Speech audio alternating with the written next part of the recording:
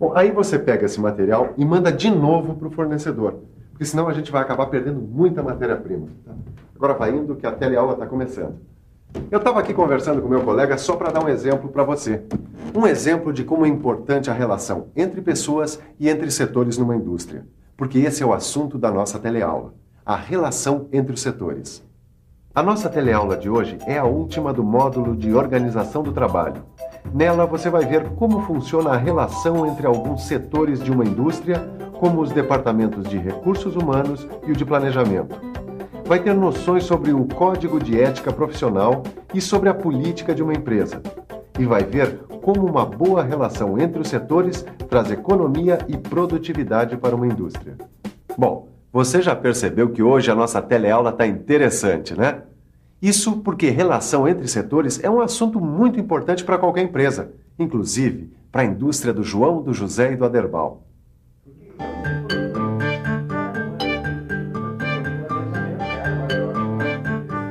João, José e Aderbal, como ex-funcionários e agora novos donos de uma indústria, estavam começando a aprender a lidar com os diferentes setores que fazem parte de uma empresa. Mas isso está aqui? Bem, uma coisa eu acho que já está clara para todo mundo aqui. Toda empresa, conforme o seu tamanho, precisa se organizar em setores, departamentos, seções, ou tudo isso junto. Sim, é claro, um dia vamos ter que fazer isso. Até porque não dá para misturar o trabalho de vocês da administração com o nosso da produção. Dá até que dá, viu? Hoje em dia, existem muitos métodos modernos de administração que simplesmente ignoram os departamentos tradicionais de uma empresa. Bom, já que a gente está falando nisso, você pode me dar um exemplo de 2 departamentos bem tradicionais de uma empresa e como eles se organizam? Bem, podemos pegar o Departamento de Recursos Humanos e o Departamento de Planejamento. Vamos dar uma olhada em como funcionam aí esses departamentos de planejamento e de recursos humanos, começando pelo de recursos humanos. Um departamento de recursos humanos cuida dos empregados de uma empresa. Esse departamento deve garantir que o trabalhador tenha tudo o que precisa para ter boas condições de trabalho. E é aqui que se controla a folha de pagamento, o registro profissional em carteira, as férias, os benefícios, a assistência médica e a assistência social, as questões trabalhistas, a seleção e o treinamento do trabalhador, a segurança no trabalho, a CIPA, e até os planos de carreira. Enfim, o Departamento de Recursos Humanos é o que cuida do lado social e legal do trabalho. Mas além de cuidar do lado social e legal do trabalho, o Departamento de Recursos Humanos pode ter outra função muito importante: buscar o melhor relacionamento entre a empresa e os seus funcionários. Um bom começo é criar, com a ajuda dos funcionários, um bom código de ética profissional e depois zelar para que esse código seja seguido por todos. Para que um código de ética profissional possa ser seguido por todos, ele precisa ser bom, você não acha? O que será que as pessoas aqui nessa fábrica pensam sobre isso? Vamos ver. O que você acha que precisa ter um bom código de ética profissional? Um bom código de ética, no caso que eu uso, independente de qualquer outro colega, é nunca tentar colocar uma desculpa, né, sobre o que aconteceu numa fase anterior ao processo. Deveria ter um pouco mais de colaboração com os colegas, um ajudar o outro. Bastante companheirismo, amizade, saber chegar numa pessoa, avisar quando está fazendo alguma coisa errada. Acho que é todo mundo procurar ajudar um ou outro e você passar o que sabe para quem não sabe. Bom, isso é o que o pessoal por aqui acha. Mas vamos entrar agora nessa empresa e ver se o código de ética profissional que eles seguem está de acordo com o que pensam os funcionários. Nós estivemos conversando com alguns funcionários nessa empresa para saber o que eles acham que é importante ter num bom código de ética profissional.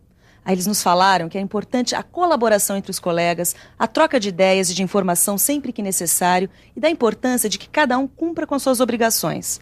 Agora nós vamos conversar com o senhor Marcos Armelin, que é gerente-geral de recursos humanos. O que o senhor acrescentaria a essa lista? Esta lista está bastante completa, mas eu acrescentaria ainda que para se ter um bom código de éticas no ambiente de trabalho, que haja um clima de confiança, que além da cooperação, o colega se preocupe em ajudar o companheiro, por exemplo, a se prevenir contra acidentes, a ajudá-lo na solução de um problema, de tal forma a que haja aquele clima de cooperação e mútuo entendimento. Ficaria muito bom, não é mesmo? E você? Qual seria a sua contribuição, a sua colaboração para tornar esse código de ética ainda melhor?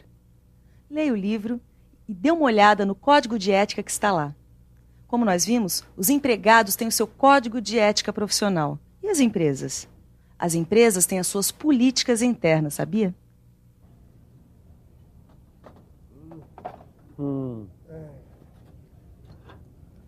Mas, mestre Silva, como é que é a política da nossa empresa? Olha, Titão, agora, exatamente agora, é a política do arroz com feijão. Agora, mais tarde, aí sim, vai ser a política do café com leite. Brincadeira, eu explico. A política de uma empresa envolve salários, normas de qualidade, tipos de cliente que ela tem, como se relaciona com eles. Tem muita coisa. Mas fazendo um resumo, a política de uma empresa é como ela se relaciona com os seus clientes, fornecedores, concorrentes, empregados, sindicatos, governo.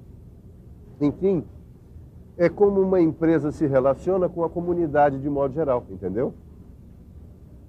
Compreende, João? A gente tem que decidir qual deve ser a melhor política para a nossa empresa. Tudo bem, Aderbal. Eu acho que a gente até já tem uma política.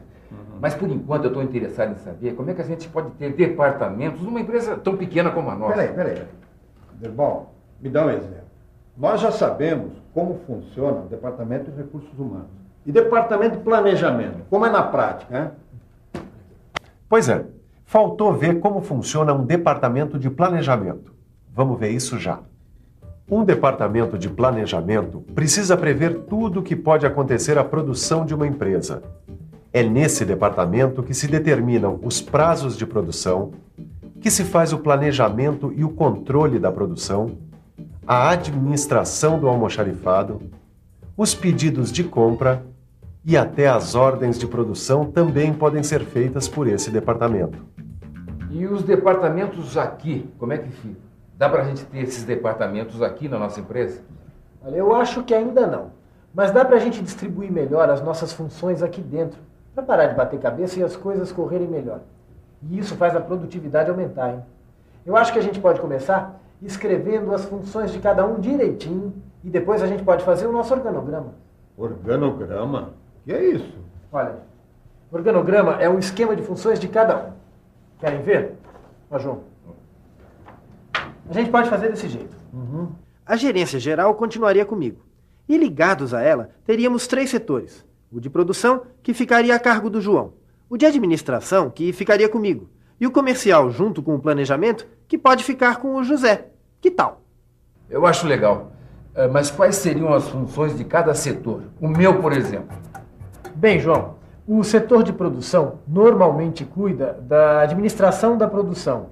Controle de qualidade, manutenção, treinamento... Olha, por exemplo, o setor da administração, que é o seu, faria o quê? A administração do pessoal, a contabilidade, pagamento de impostos, transportes e outras coisas. O meu setor, que junta o setor comercial e de planejamento, fica com quais responsabilidades? Esse setor fica responsável pelas compras e vendas, pelas relações com os clientes, pelo almoxarifado, pela expedição. Agora, tem coisas que são funções de qualquer um, independente do seu setor. Por exemplo, a organização geral da empresa, a qualidade e a produtividade, o treinamento e o desenvolvimento, a segurança do trabalho, o meio ambiente, isso é obrigação de qualquer um, independente do seu setor. Todos os setores de uma empresa devem atuar em harmonia. Quer dizer, os setores são diferentes, mas os objetivos são comuns. São os objetivos da empresa. Por isso, uma boa comunicação entre os setores é fundamental. Criar um clima saudável e sem competição entre os setores é dever de cada um. Na verdade, é bom quando os colegas se comportam como se fossem clientes e fornecedores internos no serviço. Isso faz com que a qualidade, os prazos, as normas e regulamentos sejam devidamente respeitados. Olha aqui, respeita o que eu estou falando, hein? Presta atenção. Cálculo de matéria-prima. E isso é uma das coisas que o planejamento tem que fazer numa fábrica. Me dá um exemplo, então. Tá legal, vou dar um exemplo, olha. Eu vou pegar aqui algumas pás de lixo que nós fabricamos, tá? Muito bem. A nossa produção mensal é de 1000 peças iguais a essa, certo? Muito bem. E para se fazer 1000 pás, para fazer uma pá, a gente precisa de 200 gramas de chapa de aço, um cabo e 2 parafusos, certo? Pronto.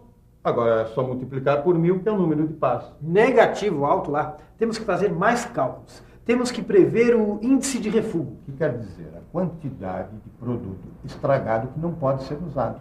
E também o índice de desperdício. O que quer dizer? A quantidade de material perdida no processo. Como exercício, vamos calcular a quantidade de chapas que nós precisamos para fazer 1000 pás. Vamos aumentar um pouco a quantidade de cada item. Assim, índice de refúgio, 1,02. E o seguinte índice de desperdício de chapas, 1,05. Como foi que você chegou a esses números? Você lembra que eu registro tudo quanto é refúgio e desperdício que eu vejo, não é? É por isso que eu sei que eu posso adotar esses índices calculando pela média do que eu encontrei. Isso ainda vai ajudar a gente em muitas outras coisas, como, por exemplo, método de trabalho, custos, etc, etc. Tá, mas como é que faz a conta da quantidade a ser comprada, incluindo esses índices aí, refúgio e desperdício? É só multiplicar a quantidade de cada item pelos índices. Quer ver só? Olha só, a quantidade de pás é 1000. Aí a gente multiplica isso por 1,02, que é o índice de refúgio, por 1,05, que é o índice de desperdício, e por 0,2 quilos, que é o peso de cada pedaço de chapa. Resultado, 214,2 quilos de chapas de aço. É isso que a gente deve comprar. E então, compreenderam por que é importante o planejamento de uma compra? É, você tem razão. Planejar é preciso. Só que agora eu estou com outros planos. Já sei, você está planejando ir para casa, pegar o futebol pela televisão. Exatamente. Estou prevendo uma derrota daquela. Olha, a derrota pode até chegar para o time do João, mas na sua fábrica ele não vai ter derrota nenhuma se planejar a produção. Ele vai ter perdas, mas perdas calculadas.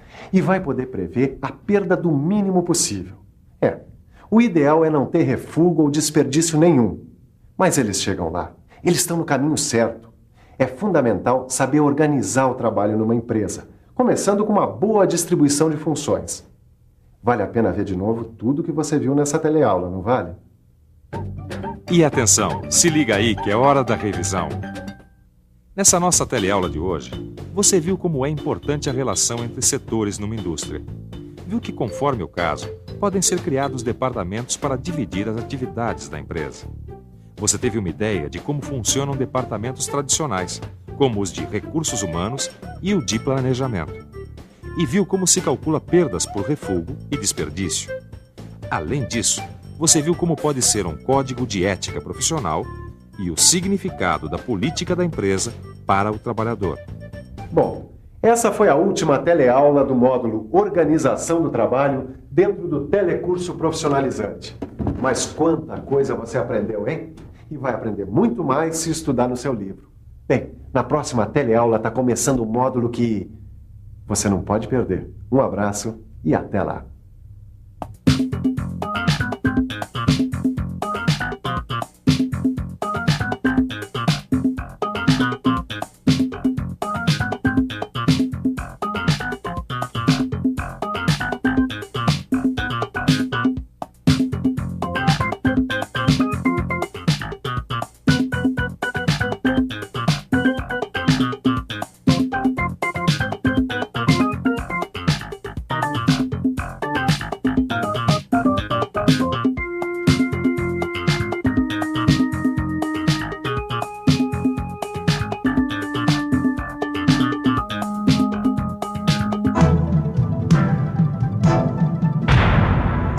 Telecurso 2000, um programa de educação do Sistema Fiesp e da Fundação Roberto Marinho.